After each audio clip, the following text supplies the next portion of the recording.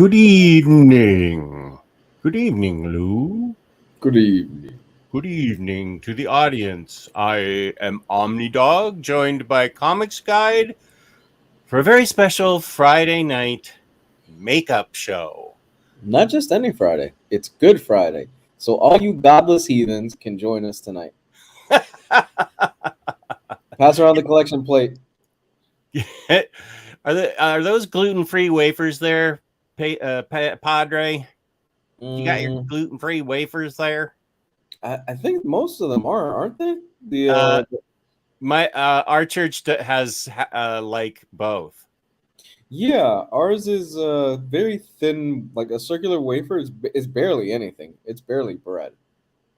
Yeah, it used to be bread, and now I forget what. Because my daughter's gluten intolerant, and so she asked for the gluten-free. Oh, and I don't think it's gluten-free bread. I think it's a gluten-free wafer or something. Yeah. see, a huge chunk of my life as a kid, I was raised Catholic. So I did the whole you go up and you talk, the priest, you'd have to hold like your hand out a certain way, but they would just break off a piece of Cuban bread and that's what they would give you. And there was the whole bottle of, they gave you wine. And see, I was a kid, so I just downed as much as I could. And the priest would always have to yank it away from me. Okay, wait, what? They would give you wine and then you'd try to drink it as a kid? Yeah. Did they have grape juice for you or anything? No. It was wine. But they wouldn't let you drink it. Well, no, they give you the cup. Well, at least they gave us the cup. Oh, cup. so you were trying to chug the cup. I was trying to chug it. Okay. Yeah. No, I was in for it. I really wanted to chug the whole thing. The priest would always have to snatch it away from me. Oh, that is so much better than any childhood church stories I have. Oh my God, man. Yeah. No, I spent a good chunk of my youth as a Catholic, and I did the whole first communion. I did the everything. I had to go. There were classes that I had to take at night in order for, I forgot what it's called now, but catechism. I hated it. Huh? Catechism? It was the catechism classes. Yeah, I hated doing that stuff, dude, because I would have to go after school and I would have to go sometimes Saturday mornings. And I really just wanted to watch Saturday morning cartoons as a kid. I didn't give a shit about what was going on. I've told this on the show before, but during the day when I forgot what the term is, when I was finally the day you had to go through a certain amount of steps, if I remember correctly, in order to do the whole wine and bread thing in the Catholic Church. I just wanted to watch Saturday morning cartoons, so I did not give a damn about the wine thing or anything like that. But they had to show up Saturday morning to do it. It was apparently a whole big thing. Didn't they assign you? First of all, I'm not Catholic, so I don't know, but I knew enough Catholics that I picked up on what they were going through in high school. Were you given a communion name? Like Matthew or John or Luke or something? Oh, dude, no. I don't remember any of that. Okay. Yeah. I mean, it's very possible. Again, I haven't been a Catholic since I was like 8. So, okay. Yeah, it's been 8, 10. It's been a long time. So all right. For the most part, yeah. So are you what's considered a failed Catholic? I guess. Yeah, I would assume that's the case. Or are you just a Catholic that's straight? I don't know anything about Catholicism, and don't anybody start to criticize us or anything. Yeah, we're just spitballing the Catholic faith that Lou went through, and I don't know a thing about it, but you're not like excommunicated. You're just like a Catholic that's wandered away from the church. Okay, what am I? Catholic-wise, what am I? You are Christian. Well, I know I'm Christian, but I was Catholic as a kid, and I'm not Catholic anymore. So you're Christian now. But am I excommunicated Catholic as well? I don't think you ever got to the point where you needed to be anything in the Catholic Church in order to be considered something not now. All right, thank you. Is your wife Catholic? No, we're Christian. Oh. No. Speaking of your wife. Yes. It's InStockTrades time. where we talk about InStockTrades.com, where you can get your collected editions, new releases, some of them up to 48% off, spring sale, some of them up to 65% off. They all stack with your loyalty discount, which is 2%. The end of every month, we give away a $50 gift card free, courtesy of InStockTrades.com. Good for $50 credit at InStockTrades.com. To a lucky viewer out there. Tonight's not that night, obviously, because we hardly have any viewers. But if we were giving away an InStock Trades gift certificate, we'd have 1,000 viewers. That's the difference. That's how popular those shows are when we give stuff away. Sorry, I lost my mind there for a moment. $50 or more in an order gets you free shipping in the United States, fabulous customer service, fabulous packaging. That's InStockTrades.com. I was going to try and do cashmere, but I don't know if I can do it.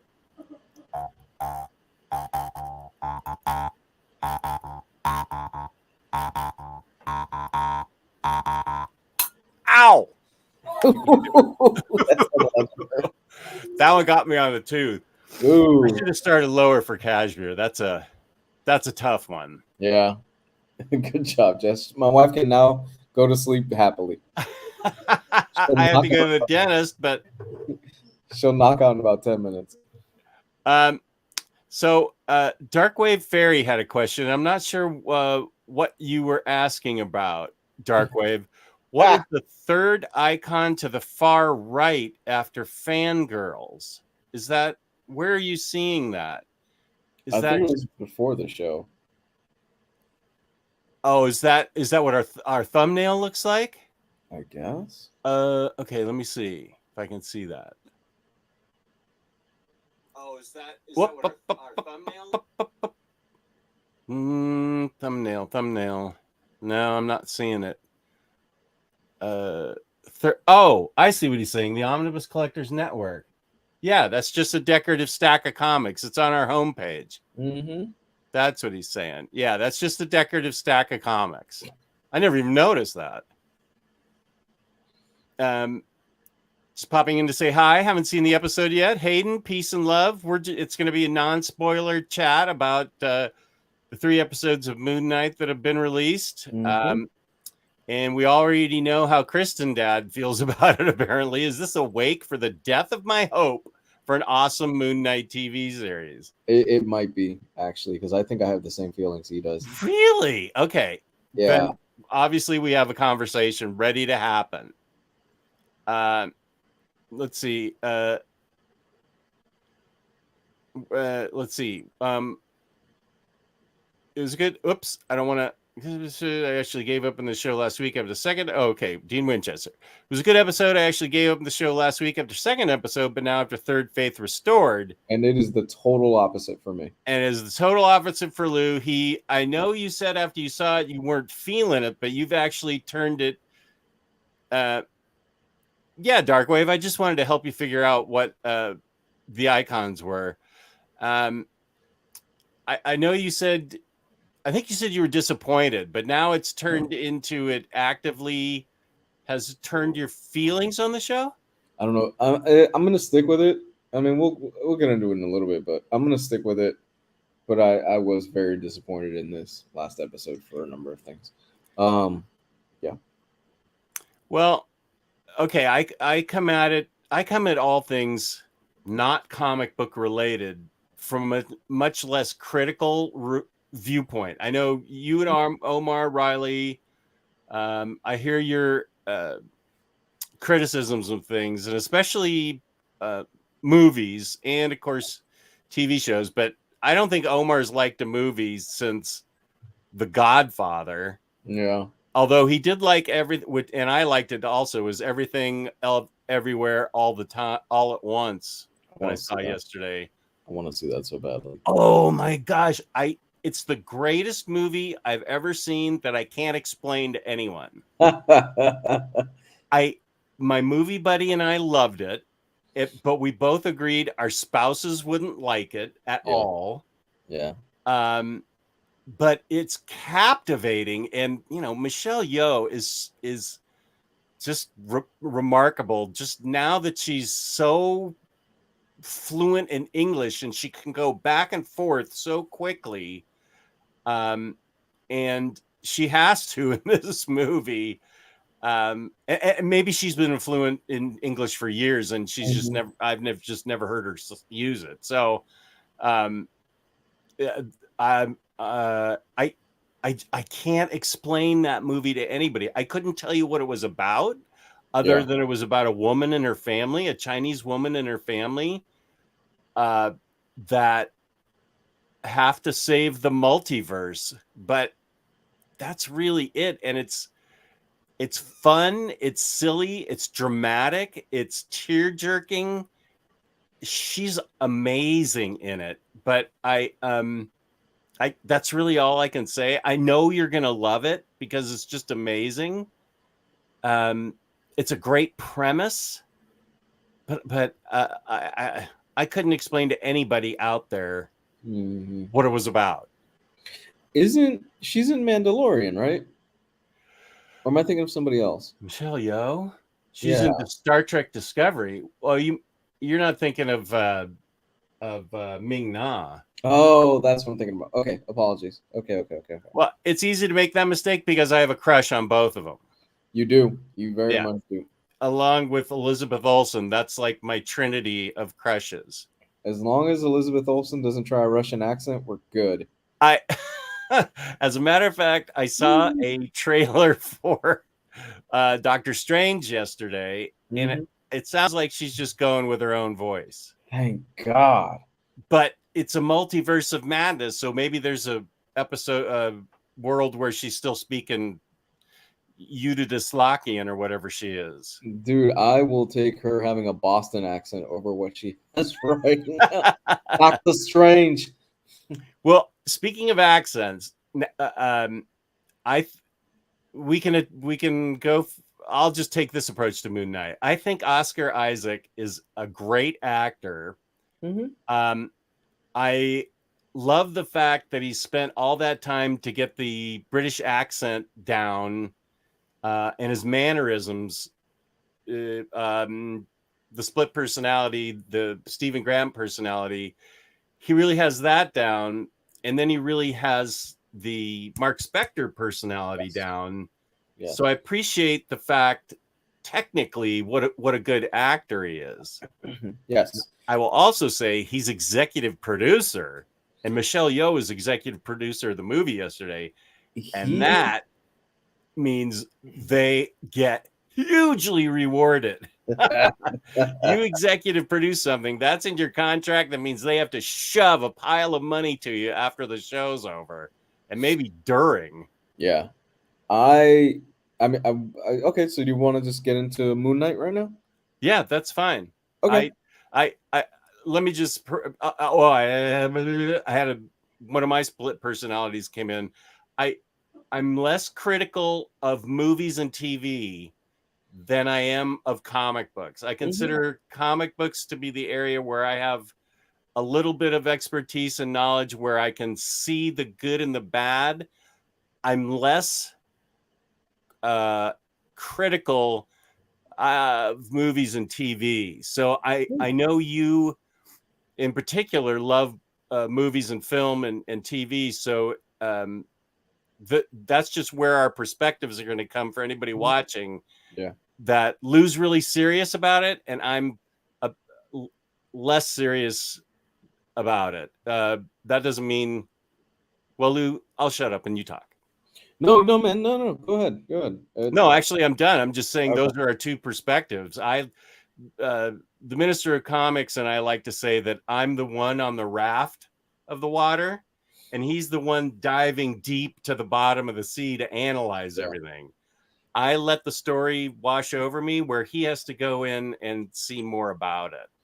Okay, so admittingly, I am not the biggest Moon Knight comic fan out there. I've read very little of his stuff. So take what I say with that into consideration. I I think the best thing about this show is absolutely you nailed it, Oscar Isaac. You watch this for him and for his portrayal of Mark Spector and all the different personalities and stuff like that. Stephen Grant. And I think he does an awesome job. You feel really bad for the guy. When you're watching those first few episodes, you're like, man, this is really sucks to have the multiple personalities that he has, where there are moments where he bugs out and he doesn't even wakes back up and he doesn't even realize necessarily what's going on. He's great in this. He absolutely crushes it in every scene. I like Ethan Hawke in this as well. But Ethan Hawke, he's one of those actors that he never disappoints me. Anything Ethan Hawke is in, I'm going to check out because he's always great. He plays the antagonist in this, and I like that Marvel's been doing this more lately, where a lot of their villains have been more than just black and white. If you watch some of the earlier MCU films, a lot of their villains were just boo ha ha, I'm evil, and that's pretty much it. But lately they've been giving them a little bit more depth, and they've been kind of fleshing out what their motivations are and stuff like that. Where you can see, I can't remember his name, but you can see Ethan Hawke's point of view as a character, where he was he was Holly. Holly. I don't remember. I just watched the third episode, but I feel like it was Holly or something. No, Arrow. Thank you, Aiko. Thank you. So they flesh him out a little bit more because he was the vessel for Khonshu before Stephen Grant was, Mark Spector was, and he has his own personal point of view of, well, we can stop evil at the root. And it kind of goes into that whole Minority Report situation. Is it ethical where you stop somebody from doing something horrible before they do it, or do you wait for that crime to happen? We've seen several films and stuff like tackle it. One of my favorites is Looper. I love Looper. Looper, is that the one with Bruce Willis and the cop from Dark Knight Rises, Joseph Gordon-Levitt? Yeah. I haven't seen that. Okay, I gotta see that. I'll see that in 2026. Oh, dude, Looper is fucking great. Oh my god, the marketing did not do that movie justice. It looked cool. It's so good. So Ethan Hawke, Oscar Isaac, they're the reason to really watch this, and they're great in it. It's really interesting, the mythology that they're introducing, because they are introducing the literal concepts of gods, not just, well, Thor's kind of an alien and his race are just kind of aliens in space in another dimension. These are, for all intents and purposes, they are gods. So that's really cool. My biggest gripe with this is that this looks like a CW show from the mid-2000s with some of the action and some of the special effects. It looks, I feel like some of this looks really cheap. Oh.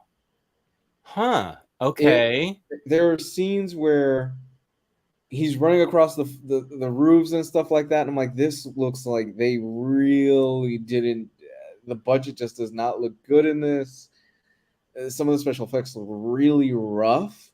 And I know they were filming, I believe they were filming this in the midst of the pandemic. And I kind of have to wonder if maybe some of that played into it, where they maybe have been limited and stuff like that. But the thing that broke this last episode, I was like, this is not doing it for me. It's the thing for me, the biggest thing for me was the choreography, because we've seen things like Winter Soldier, and we've seen the Daredevil show. Daredevil. I was just gonna say Daredevil. Those first few episodes, all of them, but those first few especially. We've seen great fight choreography. This was horrible in terms of fight choreography. I mean, agree with you there. Horrible. Everything looked staged. You could see the moves where they were coming from a mile away. They did the close-up shots where sometimes you can't see because the actors really can't fight. So you're it's either the actors can't fight or the director really doesn't necessarily know how to shoot the action right. Mm-hmm. So what they'll do is they'll zoom in really tight. They do that Jason Bourne thing where you can kind of get away and you cut without really exposing that they're not really fighting that well. And with such a character like Moon Knight, where he's a brawler, you gotta be able to nail that stuff, man. And that to me was the weakest part about it. And I talked to Gio about this a few weeks ago. The whole Moon Knight fighting the monster that's invisible, I'm like, okay, that's just obviously a budget constraint. You probably didn't want to waste too much money on the budget, so you made the monster invisible, and now we can have the character hanging on wires, and we can kind of get away with some things. And getting thrown against cars and stuff? Yeah. Okay. So this to me seems, it just seems cheap. I think it seems rather cheap, and I'm kind of wondering if maybe they were like, well, Moon Knight isn't really that huge of a character, so we're going to kind of gimp the budget a little bit, even though we know they filmed in Egypt and stuff like that. I'm going to stick with it overall because I like Ethan Hawke, I like Oscar Isaac, I like Moon Knight, but this could have been so much better. And I'm kind of wondering if this is going to be one of those one and done series where maybe Disney and Marvel were kind of thinking, this might not be that big of a hit. And even online, it doesn't seem like it's really generating that much buzz. When you think about shows like Loki or WandaVision, I thought people were really going crazy over Moon Knight. Of course, I'm not online as much as you are. They're really not, huh? I don't see the fervor of something like, let's say, Loki or WandaVision or even something like Hawkeye. I just don't see it there. Huh. I will give my suggestion here. I'm going to go to a couple of, well, first I'm going to go to the ever verbiage challenging Next Imagina. Just popping in before my gym Wi-Fi inevitably cuts out. For what it's worth, Robert Meyer Burnett tacitly confirmed today on Insider Info that Moon Knight's going to appear in an imminent MCU film, and that it'll likely be Thor: Love and Thunder because of the Uru Egyptian god connection that Jason Aaron just established in his Avengers run. And he said Egyptian god cosmogony. Cosmogony. That sounds like it's wrong. Like it's a crime. But okay, thank you for that. I think that's pretty interesting to know. Now, I knew Larry was not happy. This is Kristen's dad. He's not happy about it. I don't have a problem with, okay, he was missing Marlene. I see these are things that I can do without. His and I don't mind that his crescents are gold, white, black, and silver. That's okay. And I know Larry doesn't like that his eyes glow. Well, I love that his eyes glow. But those are technical things that we don't all have to agree about. Now that you mention it, I did pick up on the cheap fight scenes. The first thing that pops in my mind when I think of awesome fight scenes is Daredevil and the TV show. Yeah. I mean, those were just some of the most badass fights, especially for, I don't, a budget. I have no idea what the budget was for I just looked at Black Widow. For Daredevil, I don't know what the budget is for this. Maybe they're paying all their budget to executive producer Oscar Isaac. I don't know. But even I picked up on how the fights were very lackluster. Yeah. I like the first episode a lot because of the way, because of Oscar Isaac's performance. I mean, that was pretty much it, his performance. Then they brought in, and Ethan Hawke. But I love his performance because he has to go back and forth. Well, it can all be cut in or whatever, but I can't imagine how hard it is to work on that accent and be speaking an American accent and a British accent in the same time. Like usually for what movie did I just see? The Green Book. And Viggo Mortensen had that Brooklyn Italian accent and mannerisms down perfectly, but he got to do it through the whole show. He was, and I liked both the main characters' performances in that movie. I thought they were both amazing, but the way Viggo Mortensen just like became an Italian from the Bronx in the 60s. I'm sorry, Brooklyn in the 60s was really remarkable. But Oscar Isaac just has to be extremely talented to be able to. Maybe he got to do all the parts in American first, and then he went British. I don't know, and they cut it in, whatever. But what really struck me that I thought was Boss. Now I don't know if I can say this without spoiling it, but if you haven't seen the third episode, this was the coolest part of the show for me, and I can't say it without.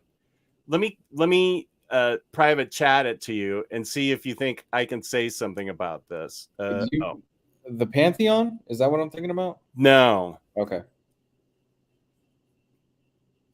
Let me see. Wait, I'm not the fastest typer. Oh, that's the word. Zombification. No, I'm kidding. Okay, see if to me that was Boss. Okay, yeah. But can we talk about it without spoiling it? There's an extremely Dean hinted at it in his comment. It's okay, so there is something that's hinted at in the new episode of Moon Knight that is really interesting, and I'm curious where they're gonna go with it. And I like I think this is what Dean's talking about. Yeah. It was teased, but enough that you could pick up on it. And to me, that really signaled. Now, I think Oscar Isaac only has a 1-year contract, but if it's a big hit, that can always be, a new story arc. Yeah. But if what was teased, I'm sure they're gonna expand on what was teased in episode 3. And that brings in, I think, a whole new sort of richness to it, especially after what has happened to the guiding voice, let's say. I get where you. he ended up. Yeah, I get you. I get what you mean. Yeah, I'm super excited to see where they take that. And that's part of the reason why I am sticking with this. This isn't something like What If, where after episode 3 of What If, I'm like, okay, I'm out. This no, I'm not feeling this whatsoever. There is enough here that it's going to keep me going for the next 3 episodes. And not only that, the part of me hopes that they'll take Moon Knight and incorporate him more into the larger MCU. Because it would be really cool, and Oscar Isaac is a great actor. So, and not only Moon Knight is an awesome character. What worries me the most about this is they just got the rights back to Daredevil. You have the original Kingpin from that Daredevil series, and you have the original Matt Murdock back from that series. So that series, I'm assuming, is technically canon. You cannot dial that down to this from going all the way up there. In terms of violence and storytelling and action, you can't go from here and bring that down to like a PG-13 level, which is, you just can't. Because the tone is set. Yeah. Okay, I see what you're saying. Do you feel like it's been Disneyfied? Well, the thing, we haven't seen Kingpin and we haven't seen Matt Murdock in their own shows yet. We saw Kingpin, I guess spoilers for Hawkeye. We saw Kingpin at the end of Hawkeye. We know he's... Oh, we did? I haven't seen Hawkeye. Oh, my bad, dude. Yeah. Kingpin shows up at the end of Hawkeye, and it's Vincent D'Onofrio. It is the Kingpin from that Daredevil TV series. Who acts brutally in his behavior is brutal in Daredevil. Yes, very much so. Brutal, super violent. So my concern is, are they going to Disneyfy Daredevil? Because if that's where you're going to go with it, it's not, the reaction is not going to be good, because you cannot start from where Daredevil was and bring that down to PG-13 level, because there's already an expectation for it. And the choreography has to be on point, because Daredevil, again, is a brawler. You have to nail that. Speaking of choreography, you will dig the choreography in Everything Everywhere All at Once. Mm-hmm. There is choreography in it that is amazing. And I would have never recognized the kid from Indiana Jones unless Omar pointed him out. Short round. Yeah. I don't even know how Omar remembered that or knew that. But he actually turned into a really pretty darn good actor in this in the role. So cool, good for him. Yeah, really, it's really something. Let's see, what are some? Now I haven't seen Hawkeye. Does anyone know if cupcake trucks in Europe have steering wheels on the left-hand side like American automobiles? Was that Europe? I don't even know. It was someplace with a lot of switchbacks. And I loved when the cupcake, well, sorry, spoilers, but I loved when the cupcake fell off the top of the truck. That was great. That was great. I agree about Netflix. DD was incredibly great hyper violence that you could feel. Yeah. And it really set it apart. Well, that's okay, Larry. I actually don't. Thank you for the information, but I don't pay attention to the internet. Except for your show, dude. Yeah, I actually thought his accent was fine. They do, LOL. Only UK has it on the right. And Malta. Wow. Okay. Well, there you go. There you go. The Pantheon meeting. I never watched Supernatural. I watched the first season, and Jess, 1995 Jess must have known that it was going to go 20 seasons and bailed. Dude, this show reminds me of something you would see either on Supernatural or something like Birds of Prey. Something very budget friendly on the CW. Yeah. Okay. Sorry, Below Zeros. I guess we've spoiled some things. I didn't spoil the most important thing about episode 3. There's so much there. Yeah. I don't think we've spoiled. I mean, we've just said Oscar Isaac is a great actor, cheap choreography,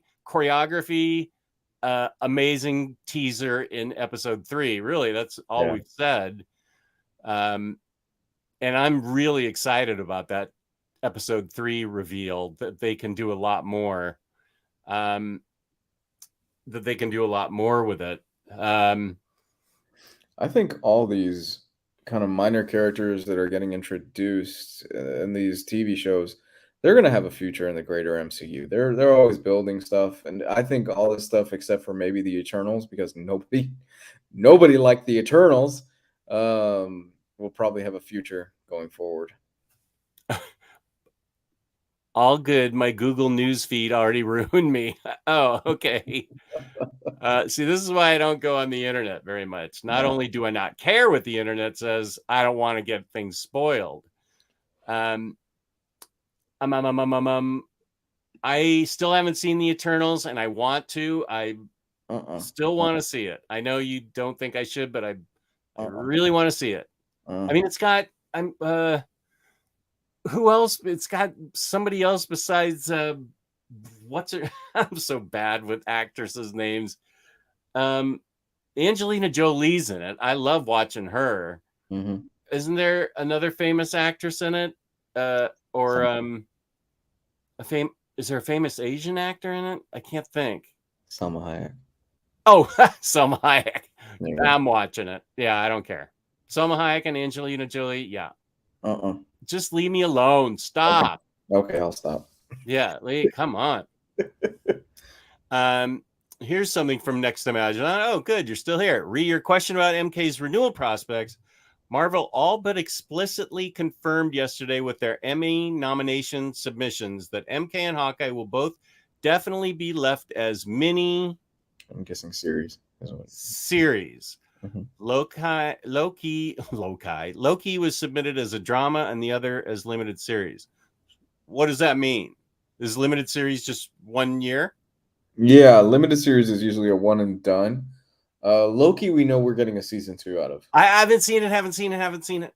Okay, I won't say anything about it, but I know we're getting a season 2 out of it. I love Loki. Loki was so good. I have seen 3 episodes, and I have 10 more days, 11 more days. Wait, Tuesday, Wednesday, Thursday. Oh, today's Friday, so I have 10 more days.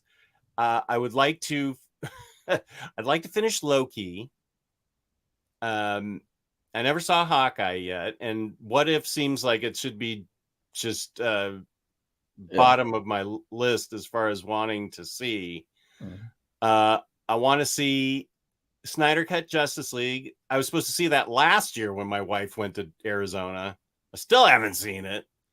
So, and then I want to start playing Guardians of the Galaxy. Oh, so much fun. Yeah.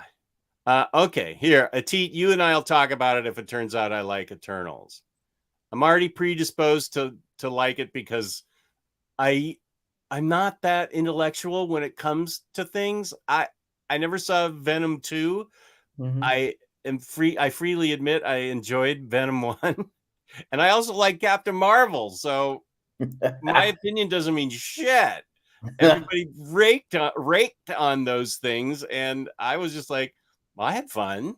So I'm a shallow person when it comes to things I watch. Now, things I read, that's different. I can usually tell the difference between a good and a bad comic book. But I'm trying to think of what was the last bad movie that I saw. Morbius? What was it? Morbius? I haven't seen it yet. I think my movie buddy forgot about it, so I'm going to let her forget about it. But she does want to come over and watch the Batman with me Monday, I hope. Yeah. No, so I hated the first Venom movie. I did not hate the second one. Interesting. I thought it was just okay. I didn't think it was terrible or anything. I'm like, oh, this wasn't. Oh, you avidly hated Venom 1. Oh, that was the worst film I saw that year. Yeah, right. I did not like Venom 1 at all. But the second one, I was like, it isn't bad. It's okay. I'm trying to think where would I see that now streaming? I'll have to search. Probably Amazon. Yeah, Amazon Prime. You could probably rent it for like $4 at this point. Yeah. Below Zeros says Loki had some amazing cinematography and editing that made it great. I haven't seen it in so long. I mean, I watched it when it first came out, and I don't remember there being any choreography. I know that Loki is Tom Hiddleston is just such a great Loki. He's great. And I love the premise of that show. The whole premise of that, I think, is interesting and really inventive. So I'm looking forward to going back to that. I liked Venom 2 more than Eternals. Interesting. Venom 2 more than Eternals. I had more fun with Venom 2 than with Eternals. Okay. My 2 cents. My hot take, I guess. Is that your hot take? That's my hot take. I like Venom 2 more than Eternals. So. Yeah, the chat's talking about Supernatural and how they all hated it. The first 4 seasons were okay. I only watched 1 season, and then I just lost interest. I started watching it from the beginning. So what was that, like 1998? I watched it on a cathode ray tube TV that weighed 500 pounds. I don't remember. When did Supernatural start? Baby, when did Supernatural start? it didn't have 20 episodes and it just got done like last year, so maybe 2000 or something. Maybe. My wife's asleep. Told you. Oh, hello, baby. Jess is playing his mouth harp. She's knocked out. That's usually what happens. Wow, lucky her. 8:45. It takes me so long to get sleepy. She will sleep till 10 o'clock in the morning. I cannot do that. I can do that. I can't. I'm a very light sleeper. I'll probably knock out around 11 and be up by 5 in the morning.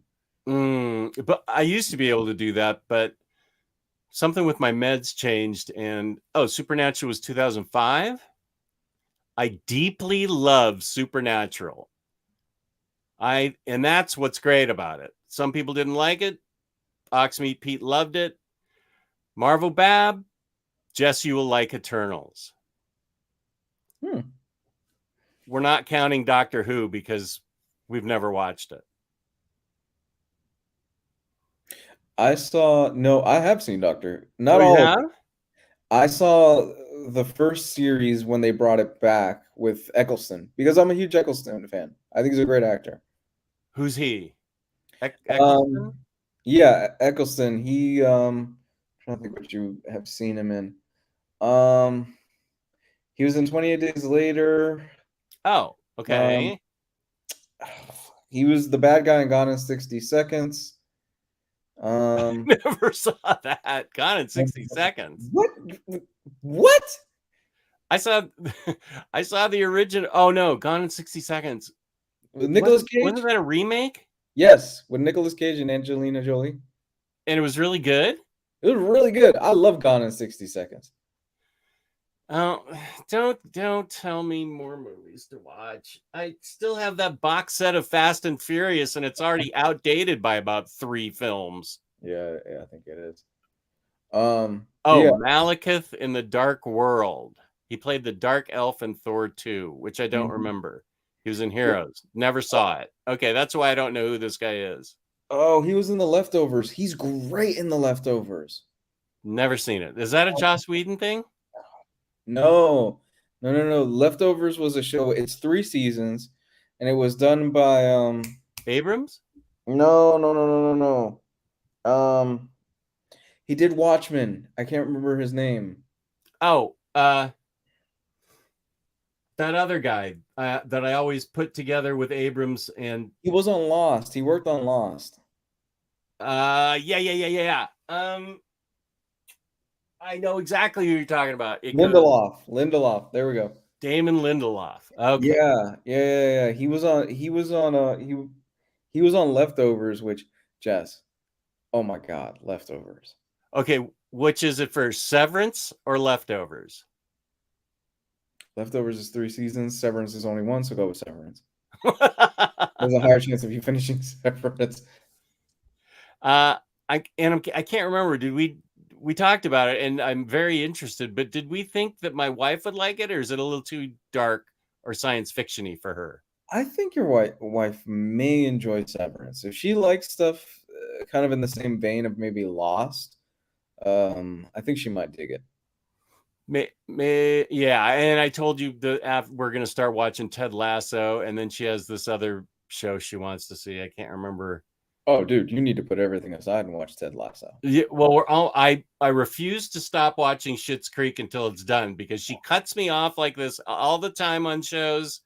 We haven't made it through The Good Place because she cut me off there and moved on to something else. We never finished Modern Family. Wow. The last 2 seasons because she lost interest and went someplace else. So I'm saying I'm drawing a line. We're finishing Schitt's Creek, and then we can go to Ted Lasso and just binge. Oh, Ted Lasso is the best TV show that I've seen probably in the last 4 years. Outside of Watchmen, because Watchmen was fucking amazing.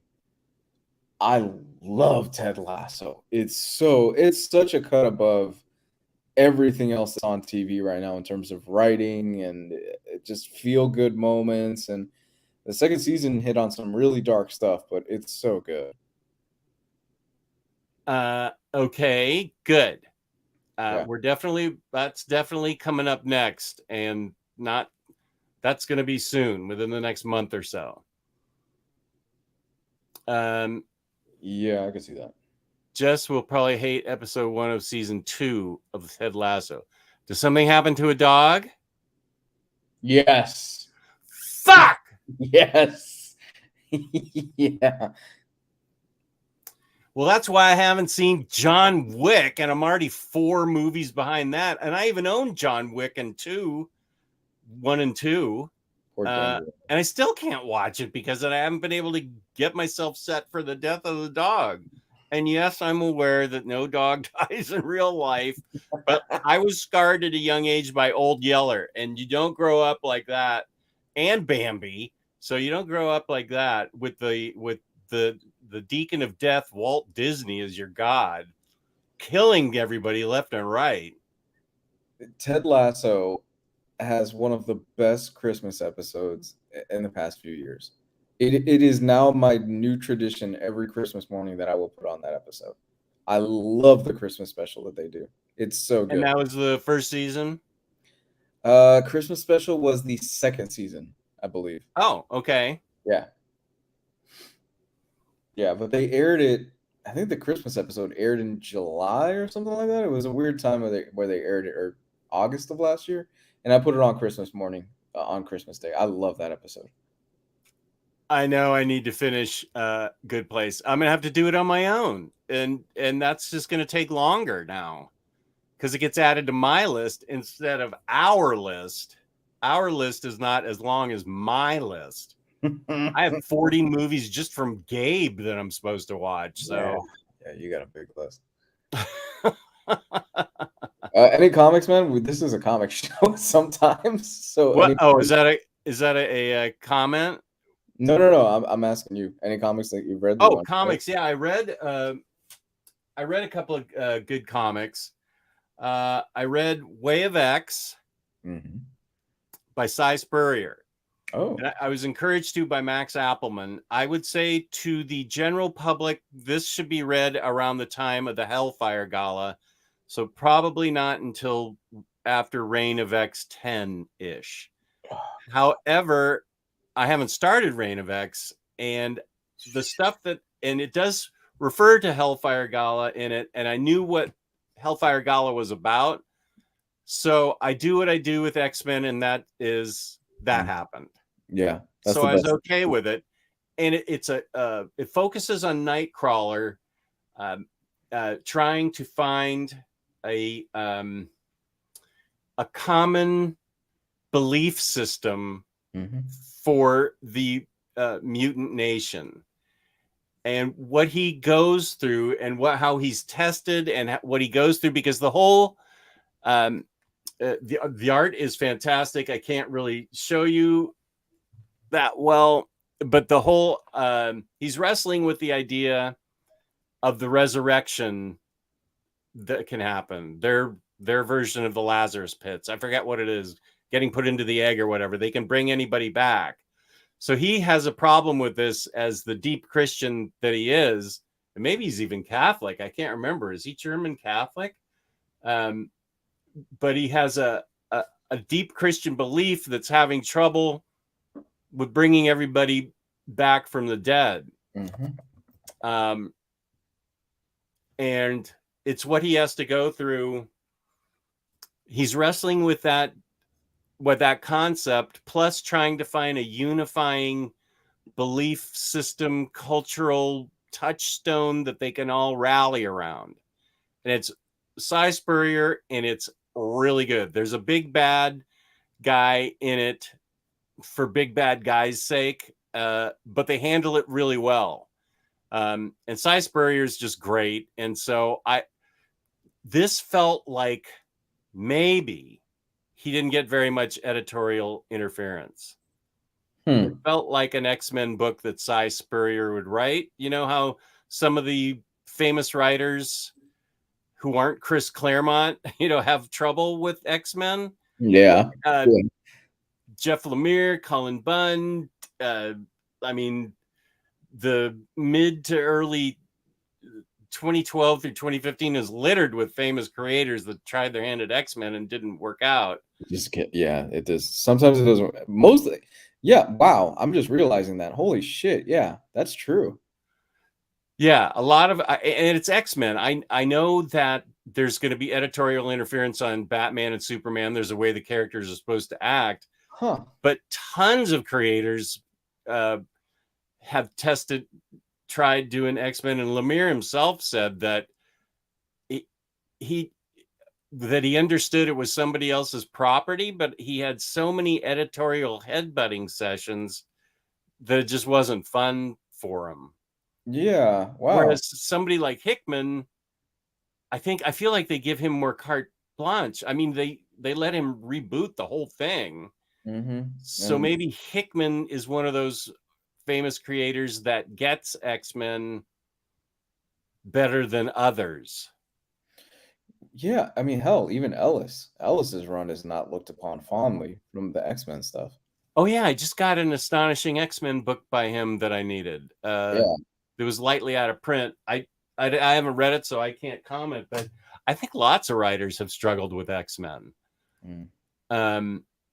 Some, I don't know. I'm sure some writers have struggled with Batman and Superman too. That's obvious that it's gotta be true. But the other book I read, and I can't remember who recommended this to me. I'm so sorry. I get so many messages of people recommending me stuff, but they'll chime in if I bring it up maybe tomorrow on Batter Days. It's somebody from my channel. I can't remember. This is from Mark Russell, AWA Upshot, Not All Robots. This was disturbing. Yeah. Have you read it? No, but I've heard some things. Oh man, you would love this book. Society has evolved or devolved to the point where robots, there's a council of 5 men, women, humans, that control. Robots have now taken over the world. And they've taken it over to the point where they do all the human jobs. This is Mike Deodato art, by the way, so it's really good. And in the afterward, he said he couldn't believe how many robots he had to draw because it's all robots. And they've the robots have taken over all menial tasks, leaving regular citizens to pretty much do nothing but watch television. Yeah, it's not it's not even an hour yet, dude. I don't actually know the answer to this question, and man, I haven't read it yet. I'm looking forward to it. But the robots are also the police, and there's always robot on human crime, and no robot ever goes to jail. The humans always go to jail. So it's a really interesting, disturbing dynamic when there's on both sides, there starts to be a revolution brewing. And the way that Mark Russell handles it is it's disturbing, but it's still an enjoyable read. It's not like it's Ed Gein Jr. It's just it just shows you what happens in a dystopian future when machines have taken over for us. And it's even scarier than the Skynet concept, I think, because this seems believable that we could actually have robots and that are controlling everything. I thought it was remarkable. So I forgot who told me to read this, but it's 2 a.m. here. I've had 9 Red Bulls. I don't know how time moves anymore. It moves up and down. And then I got something 8 months in the making, a decision I immediately regretted and tried to cancel the next day. No cancellations allowed. I have these now for the rest of my life, and I like them a lot. Yeah. But I I don't know what I'm gonna do with these. They're beautiful. I love them, but I am now a member of the Suicide Squad Sneaker Club. It does. I will say it has boss art all over it, and I got them in my size. So I mean, Jen Bartel designed them. That's a cool box. Yeah, and they're really. I mean, they've got that sort of pleather feel. What is that? Is that leather or pleather? It might be leather. It's probably not the best leather though. Okay, and I got the polka dot man ones. Those are really nice, Jess. I would actually wear those. They feel like they'd be really comfortable. There's polka dot man there. Yeah. Some polka dot stuff. I don't think this chain. Oh yeah, this chain is polka dot man too. It says it's polka dot man and Suicide Squad. I love Pumas. And there's more polka dots. These are pretty nice. Yeah, they actually are. I sort of don't regret it. I don't want my wife to find them either because this is a crazy purchase. I would love to say I was drunk or stoned or anything, but I'm always sober. So, but I am growing really fond of this crazy purchase that I made. Don't do it. Don't fall down this rabbit hole. No. That's a very expensive rabbit hole to fall down. No, I know. You're an expert on that. I know. Because I consulted with you on I have consulted with you on shoes before. You are a genuine sneakerhead. Yeah. But I mean, I can't just keep the shoes. I got to keep the box too. The box is art itself. That is cool. I like that. This might be Jen Bartel, but I'm not sure. You were making me envious that I didn't pick up a pair of these. Well, here's the deal. I think you still can. These didn't sell out by a mile. Yeah, I would imagine they wouldn't. They didn't. Oh, here's a DC sticker that came with it. Okay. Yeah, I don't think these are things that, that sneakerheads took seriously. The people that stand in line for 8 hours to get the latest release, those guys. Yeah. You might be one of those guys. No, I'm not. Okay, but you do that. Have you ever stood outside a GameStop for a game to drop? Yeah. In my younger years, I did that. Was it Madden 2020 or something? No. Dude, I'm talking about games like Halo and Mass Effect back in the day. Okay. I haven't waited for a midnight launch for a game in it's probably been since college. So it's probably been 10 years. Other than polka dots on the back, is there anything else?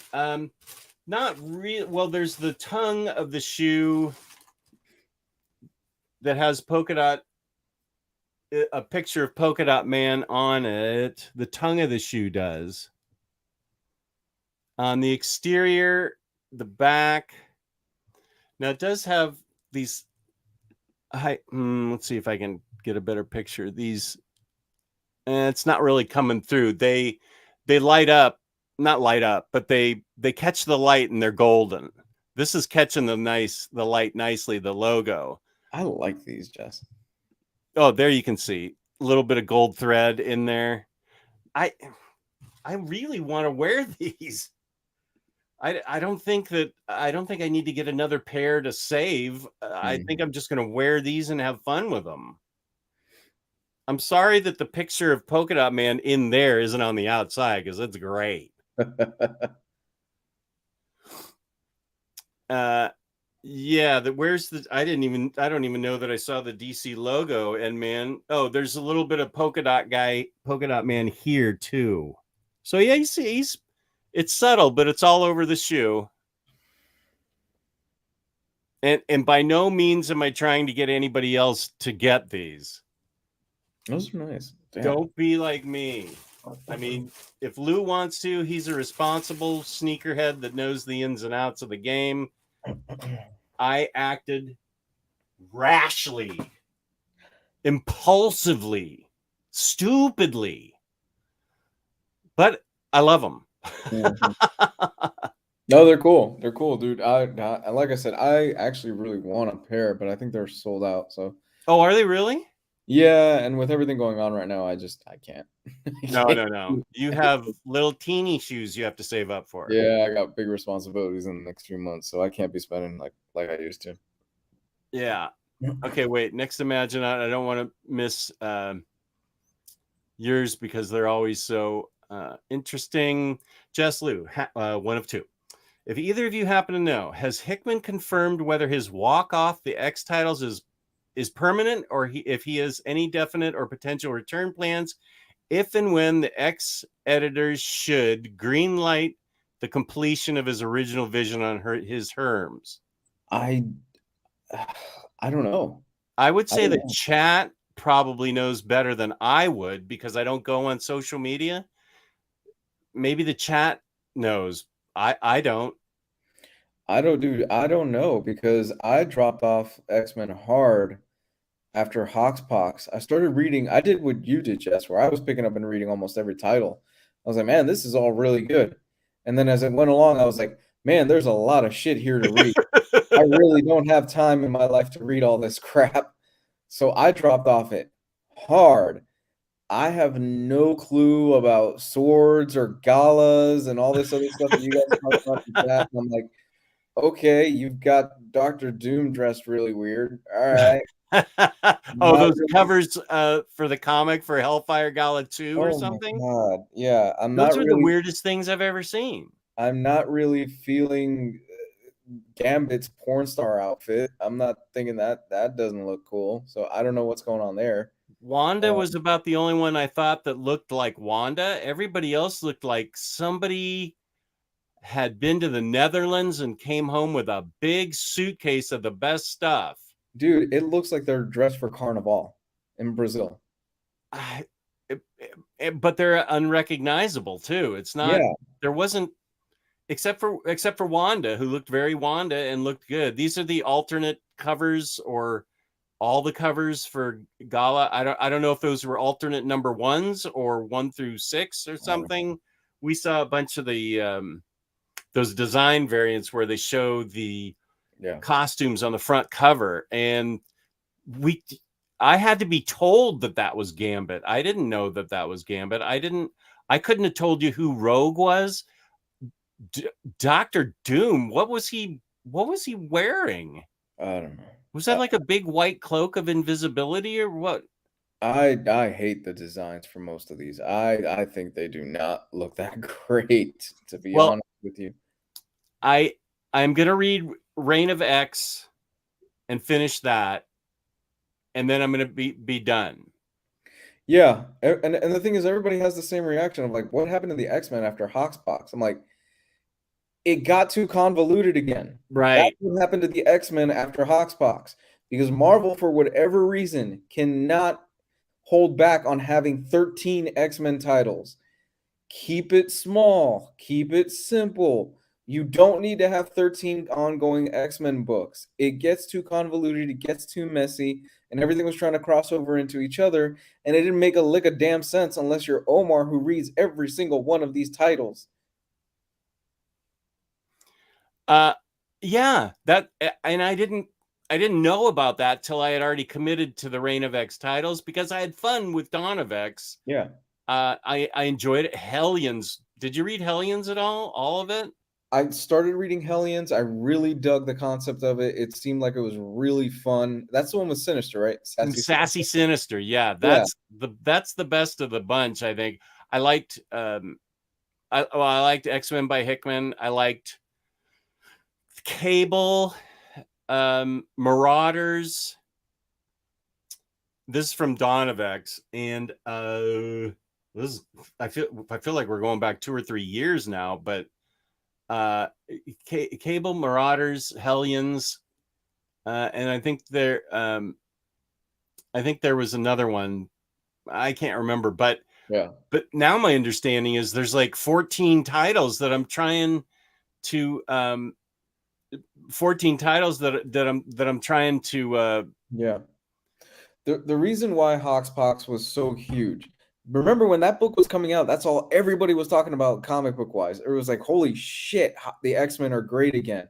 Yeah. It was one of your best writers paired up with two of your best artists, and it was 2 titles. That was it. That's all you needed to read. And it was like immediately after that miniseries ended, it was like, all right, guys, we're bringing on everybody, and we've got 13 titles that we want you guys to read. I liked X Factor, but I'm trying to think of the books that got collected in hardcover that I really liked. I know it's Marauders and Hellions is coming out. Cable, and I think there's 1 or 2 others that Wolverine and X-Men. Maybe that's it. Fallen Angels, not good. New Mutants, okay. X Factor, I liked, but Fallen Angels was a big thud. Yeah. Because Excalibur, yeah. Thank you, Aiku. Yeah, it's Excalibur that I was thinking of that's getting a hardcover. Fallen Angels was like, take my 2 favorite Marvel characters, Psylocke and Magic, and make them uninteresting. I'm like, how did this happen? Wait, was Magic in that? Did they work at a DMV?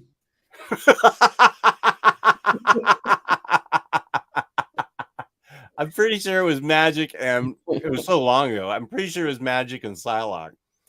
I can't even tell you what they did. It was just dull. It lasted 6 issues, and I was crushed because I'd already bought a couple of variants just of Magic and Psylocke because they're my 2 faves, and I thought, it'll be cool to just get, a variant and put it on the comic rack. But and now Reign of X, I don't know. I don't know where I'm going with it. I have to start it. It's already at 12 volumes. This is it. After that,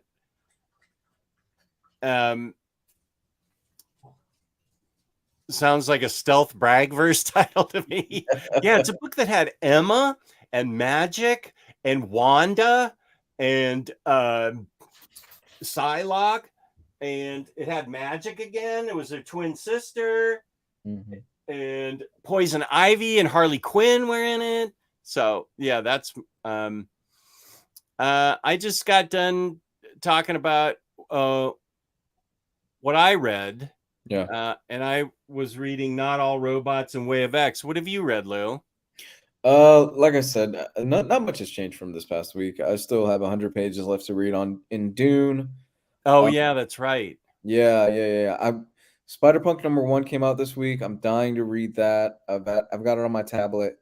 Beyond the White Knight, which is Sean Murphy's Batman Beyond title. I think that's on issue 2. But I need to read that.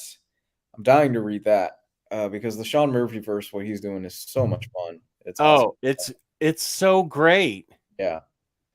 So that's on my tablet as well. And that's pretty much it right now. I'm waiting for the newest Deadly Class because that's about to wrap up as well. So kind of the last bit of it. Yeah, I just randomly pulled out Hanna-Barbera versus DC characters. Riley and I talked about it last night.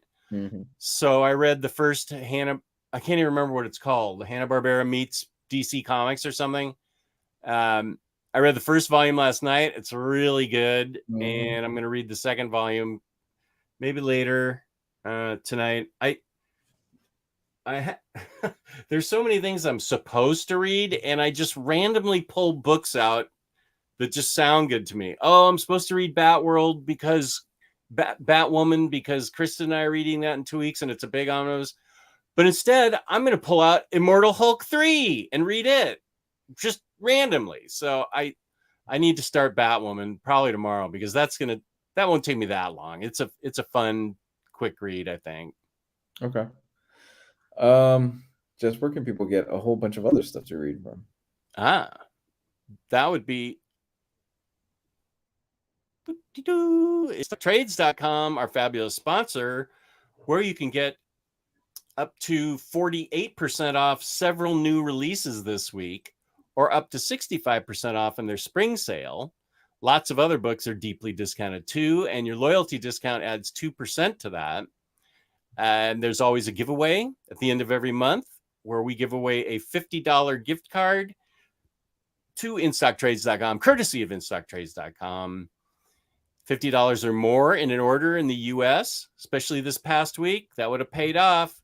There was an awful lot of big fat omnis and hardcovers. The $50 you'd get there in a second and get free shipping. That's amazing.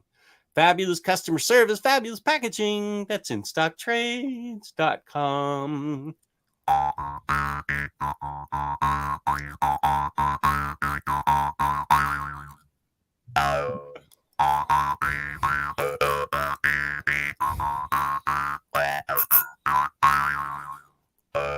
Okay, that's a Led Zeppelin song I can play.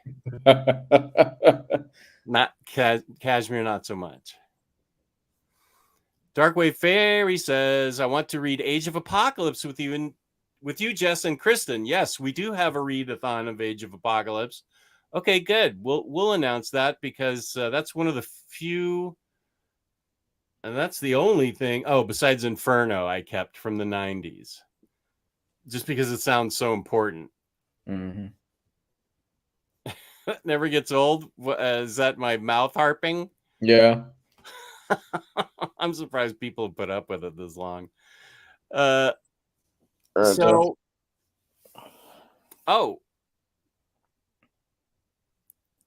love it next Imaginaut.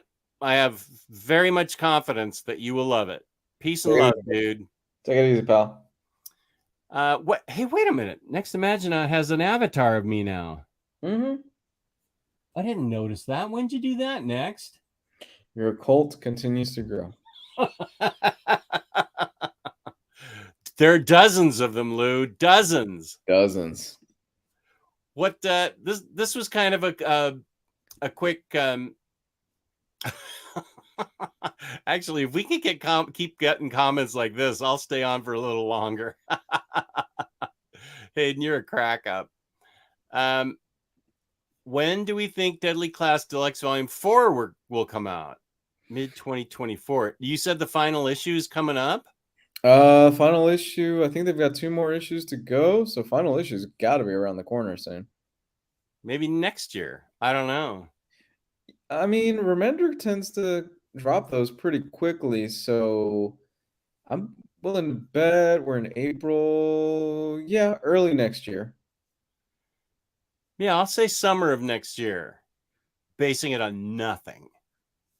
Except that I really want it so I can read the whole, because I've read 1 and 2 twice, and I don't want to read 3 now until 4 comes out. So, but maybe I should I still have to read Low and Black Science now that they've been finished. So I need to read those.